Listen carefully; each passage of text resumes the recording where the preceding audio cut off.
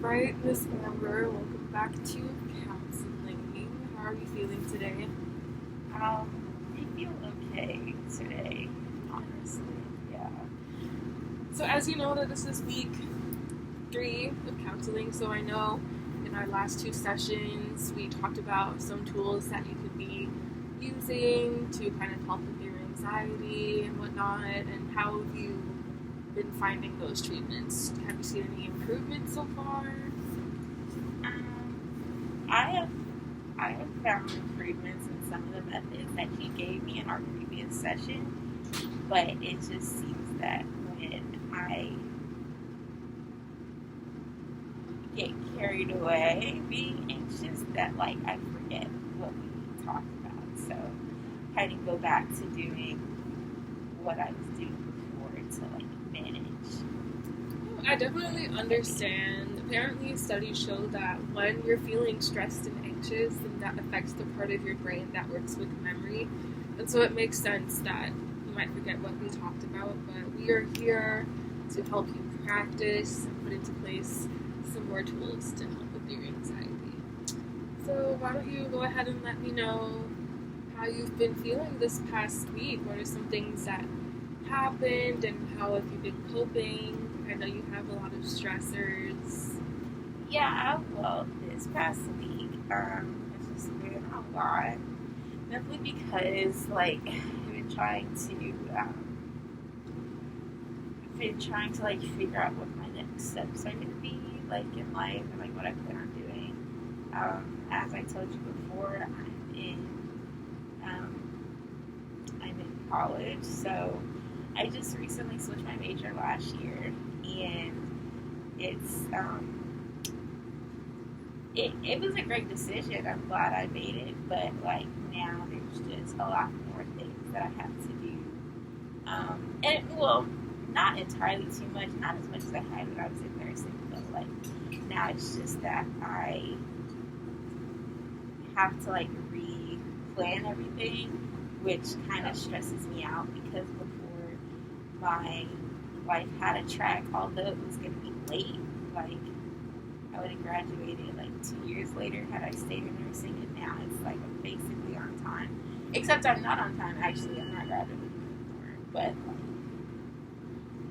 yeah, I don't like that. But now there's just more classes and things that I have to take that weren't required before, and I really just can't do school anymore. It's just been stressing me out, and I'm ready to be done. I want to go on to the next chapter of my life, and I just, yeah, I'm over it.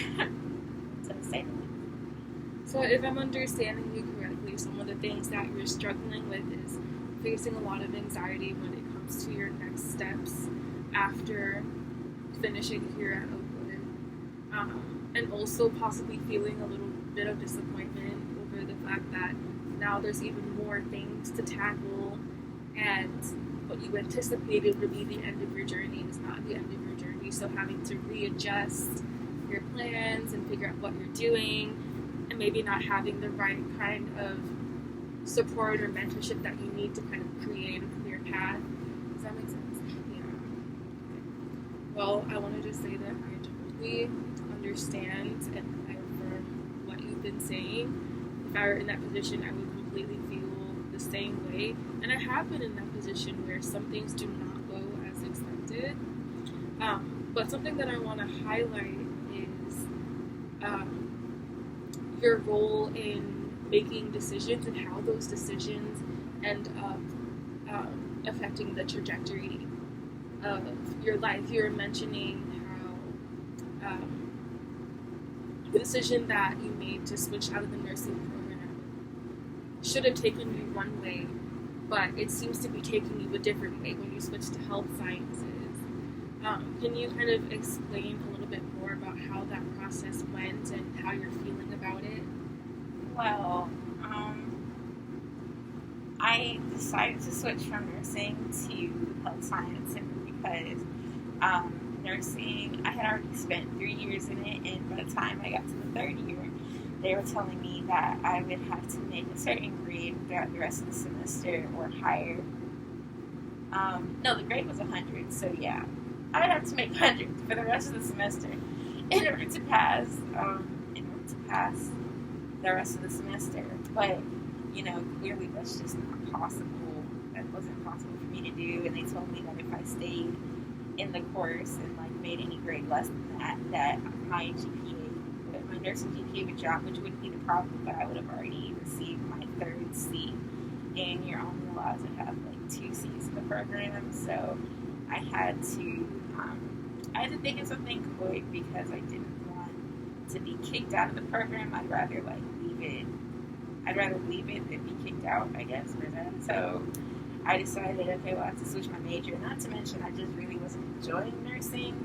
I enjoyed the clinical experiences that I had inside of at the hospital, but the book work and the labs and things like that, I just was not a fan of at all. So it was while I love helping people, there's framework that you have to do to get to clinical, which I did, but that stuff doesn't stop at clinical. And so and it only had just gotten harder. It was harder for me to remain interested, is what I'm trying to say, in doing nursing. So it's not that I don't want to help. It's not that I don't want to help people, or it's not that I don't like the medical field. I just absolutely hated nursing. So I had to leave, and when I was looking through my other options, I thought, well, what can I do so that I can graduate this year and be on time, because I have this clock going on in my mind where I think that things need to be done in certain amounts of time, and if they're done outside of that time, then I'm late, and there's a negative feeling that I have that's connected to it. So when I found health science, I thought, oh, this is great, until I was told recently that I'm still not graduating this year, but instead I will receive my degree next semester and walk in spring of next year. So yeah, I mean, my dad kind of told me that it was my fault that I'm graduating later, and he didn't really quite understand why I decided not to continue with nursing. But I told him that I didn't want to spend 6 years being a BSN. It just didn't make any sense. It seems like there is a little bit to unpack here, but I first want to affirm your ability to identify whether or not you are genuinely enjoying something, and practicing enough autonomy to make that decision for yourself and do the research and figure out if something works for you. So I think that that's definitely something to be proud of, knowing that you're able to identify what you do and what you don't want to do. A lot of people our age are still struggling with whether or not they are making a decision for themselves, especially with their academics, or whether or not it's being influenced by their parents. So that's something that I think you need to acknowledge and give yourself credit for. In addition, we know that there have been some difficulties with processing through things that have been happening lately, especially with your father for placing blame where maybe it doesn't belong, in the sense that as long as you are able to create a path and find what you genuinely want to do, it may be a good idea to look at it through that lens. What is for you and the path that you're taking, with the help of God, is going to come together for you. So you don't need to adopt any guilt or blame, knowing that you did your best with the tools that you had and the guidance that you had. And so, can you kind of walk me through a little bit more about whether or not you accept that blame? Do you think it was appropriate of your dad to put that guilt on you and say that it is your fault? No, I don't think that it was appropriate at all for him to do that. Simply because I feel like I've explained to him on multiple occasions how I even got to this point in time. And so when I told him the story, I had to explain to him that when I switched my major, I have made it my business to meet up with my advisor like twice a month, maybe even more than that, depending on like how stressed out I was about it. Just to make sure that like I was on track with graduation, on track with like the classes that I needed for the next semester. I just wanted to be on track because of like the mental clock that I have. So I had already made it my business to like meet up with my advisor that often. And when I asked my advisor in November before we left off to break, I asked him, hey, am I on track for graduation? He went over my paperwork and he said, well, everything looks good to me, so I'm going to send it to the registrar's office. And I completed a graduation application form. So I thought, okay, cool, well, this is it, and all I have to do is these last few classes, and then I'll be done. But unfortunately, what he didn't mention was that out of the 120 credit hours that I'm required to complete, 20 of those hours have to be upper division hours. And upper division hours are like 300 or 400 level classes, which is, I guess I just hadn't completed enough of those. I was still 8 credits off. So that's why the paperwork came back and said that I was declined the privilege to like walk or whatever, graduate. And I had went like back and forth with the registrar's office asking them like what else can I do so that I can walk, because I really just want this chapter of my life to be over, because I'm sick of it really. I'm really ready to like move to a new state, move to a new like living place. I want to have my own spot and like decorate things the way I want, have a garden or whatever it is that I want to do. Like I have a list of things that I want to do, and I just don't feel like I can do them while in undergrad. I don't know why. I feel like there's just like this roadblock where if I stay here, I can't really grow any more than I already have. So I've been like itching to get out of here. So when I explained to my dad that, all that I had did, he had told me that, he said, well, it's not anyone else's decisions that have like gotten you here, and it's only you that's like caused you to be in this situation, and that, if you, he's trying to say that I was saying, when I was explaining the story, it came off to him as that I was telling him that my advisors or like the registrar's office had lied to me about whether or not I was graduating. And I had tried to explain to him that it wasn't that I was lied to, but it was more so, it wasn't that I was lied to, but it was more so the fact that, like, I was told yes until the paperwork came back. And the paperwork comes back, spring semester, which is the semester that everyone graduates, and there's really, like, had I gotten that information earlier, I wouldn't be in this situation because I would have done things in order to prevent it. But since I got the information so late, I just feel as though, like, it just really wasn't fair, because I did my part. Like, my dad had reminded me of the fact that I'm only a number in high school, in anywhere really, especially in college, that like advisors have a lot of people to advise. But if I take the time to, like, I've been taking 17 credit hours or more since I've been here my freshman year. I've already, especially this past year since switching my major, I meet with my advisor at least twice a month. If I've done all that I can on my part and I still don't get the information until much later, then it's not my fault. And I tried to explain that to my dad.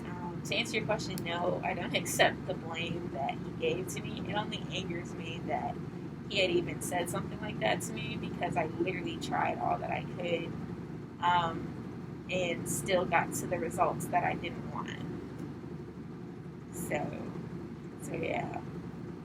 So I definitely understand your feelings of frustration and anger that from the people who are supposed to support you the most are putting blame on you where you feel as though it does not belong. I would be angered by that as well, because at the end of the day, this is your journey, and your parents only see a little bit of it, only a fraction of the things that you go through on a daily basis to achieve your goals. They're not here with you while you study, they're not here while you take tests, they're not here when you're out here grinding, meeting with your advisors, doing your part. And so if I'm understanding what you're saying, you're feeling as though you doing your part and you doing your best is not it's as if it's not good enough to reach the place where you want to be. And I can understand how that would be extremely disappointing. And so, one thing that I also wanted to talk about and process through, yes, the school, the situation that you had with the school. How do you feel towards the school? Do you feel as though they've let you down? Do you feel as though they need to just improve their systems? And do you feel as though your advisor is the one at fault, or do you not really think that it's anyone's fault? How do you feel towards that aspect of your journey? I feel as though the school, everything related to Cunningham, is just like unorganized. Okay. And I think that I really do love my advisor. My advisor honestly is like the greatest. Like he goes above and beyond to make sure that like the things that I'm requesting are done, or like if I ask for it to be done, it's basically done. Unless he's busy, I don't know. I remind him, and like he'll get straight to it. I have no problems with my advisor. But what I will say is that when we were doing the calculations in the spring of last year, when I told him, you know, what my goals were, what I plan on doing, I said, hey, I need to switch my major. I think this major is going to work out. I need to graduate. Can you, like, you know, look over my stuff and see if that's possible? He had did that, and we spent a month going over stuff. My major was switched, like, the same day or, like, the day after, but, like, in terms of like mapping out everything, that was done over the span of a month. And he told me that, you know, well, it was really like a constant project, but to get the gist of what I was trying to do, that all happened in about a month. And he said that I wasn't be able to graduate this year. So I feel as though as my advisor, he's supposed to advise me and like let me know about the things that I don't know about. And like I understand that he's busy, but I do feel as though that's like basic information, like how many upper division hours you need, how many upper division hours you need in order to graduate. That's like information that everybody, that like I think all advisors know and give out to their students. And it wasn't that he didn't give me that. Well, I don't really recall being given that information. I don't recall it being like brought up in conversation as an issue. So I really thought that I was going to be able to leave. But yeah, I mean, I don't really know how to feel.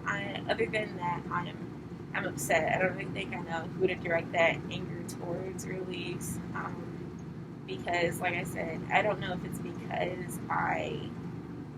because I'm fond of my advisor that I can't necessarily blame him, but I definitely don't blame myself because I did literally all that I could do to not get to this point, yet I still got here. So it's just like, it's just really disappointing. Really.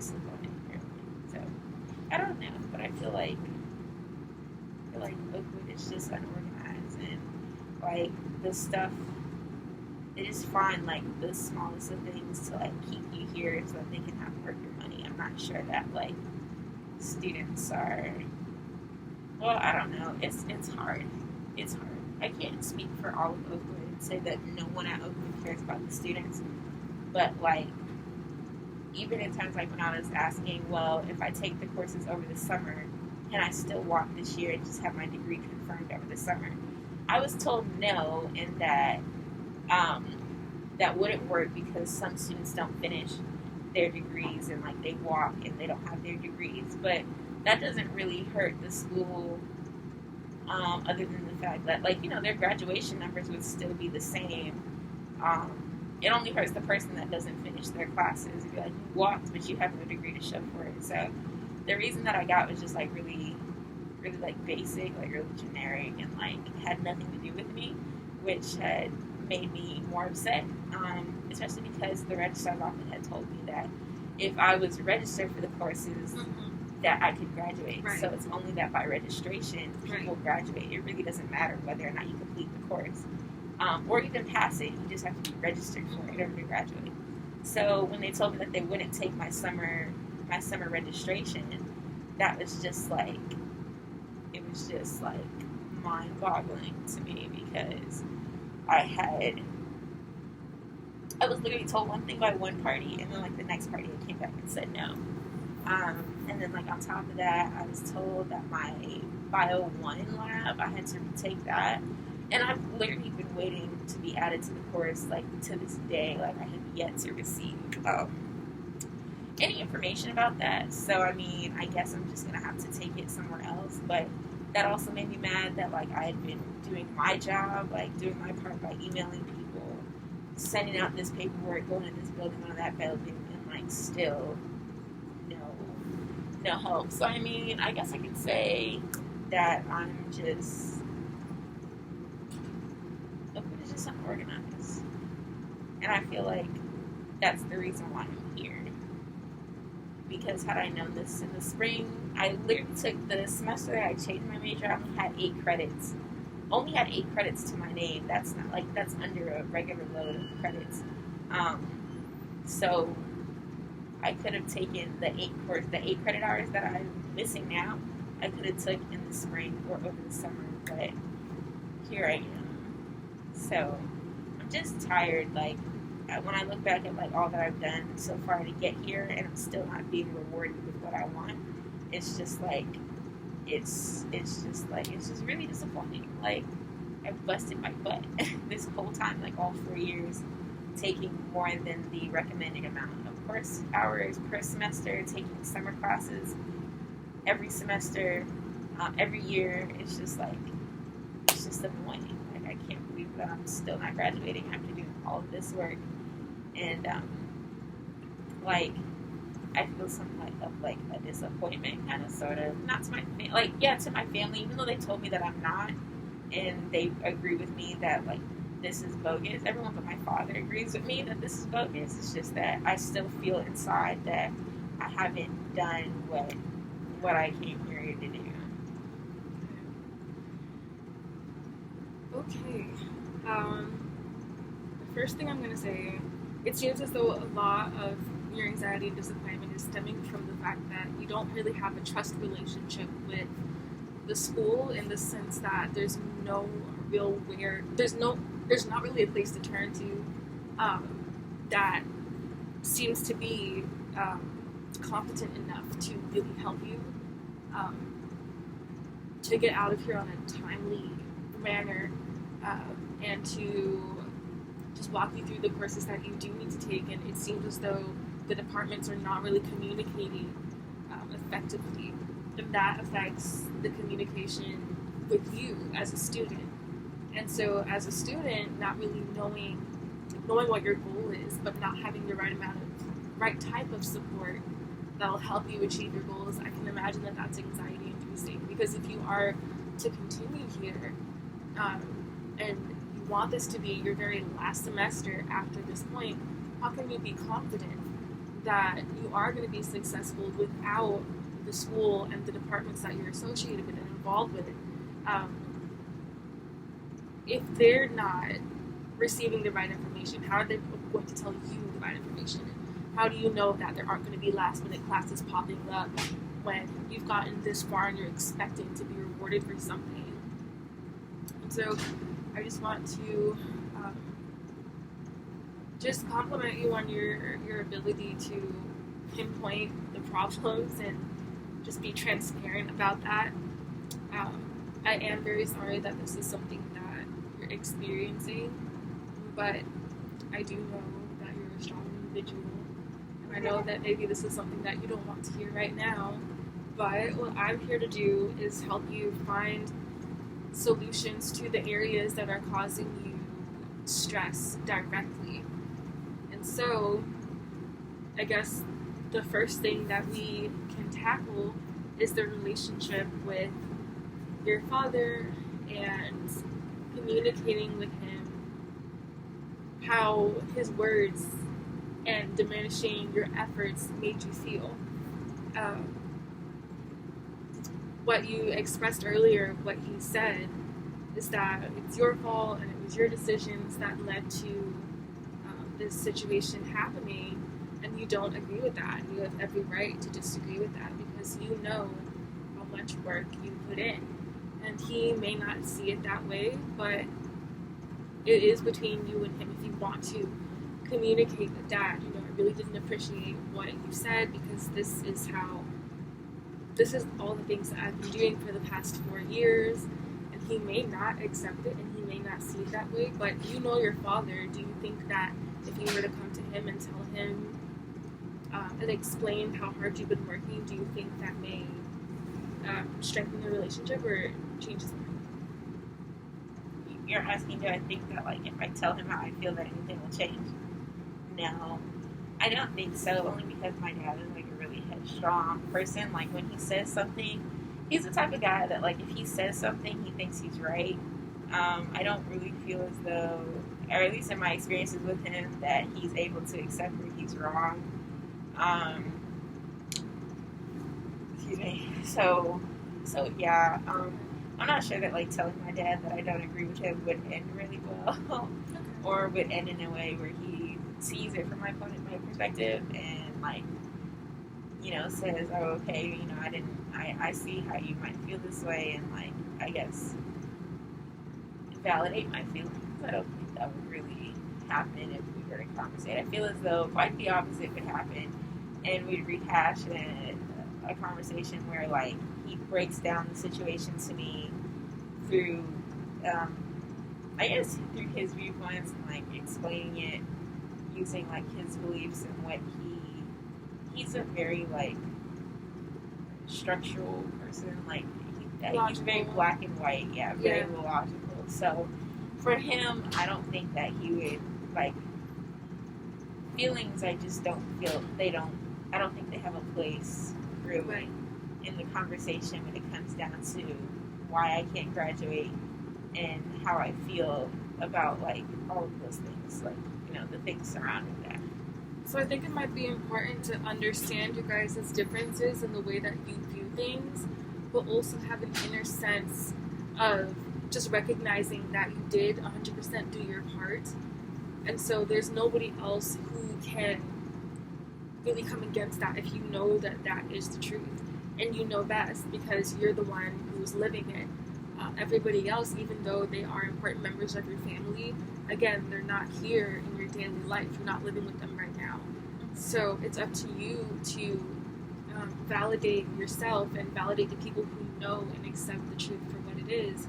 You have been putting in your best effort, so that even though he may not come to the conclusion that you did do your best, internally that you tried your hardest and you put forth your best.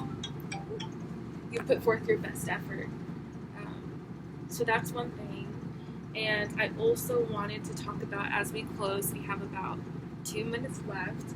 So as we close, and maybe we might want to bring this into next week as well when we come back, we might want to talk about some resources that you can use outside of Oakwood's departments that will help you. When I say outside of Oakwood's departments, I mean, what is that department called? The registrar's office? Yeah. If we're seeing a disconnected communication between your advisor and the registrar, I would honestly say to not communicate with the registrar, but, like, prioritize communicating with your advisor and maybe other people who are related to the career path that you want to do. Kind of allowing them to be another one of your mentors, possibly building your circle of advisors, because one person, your advisor, he may miss a few things, but if you have a circle of people who are informed about, like, the way things work, it might be better to have a few more people who are able to support you and guide you in which direction that you need to go in. But thank you so much for coming in today. Thank you for your honesty and your candor, and I hope to support you the best that I can. And next week we're going to talk about what finding resources to getting to that next step looks like, and I'll do some research as well just to make sure that next session I can talk to you about where to go from here. Okay, see you next week.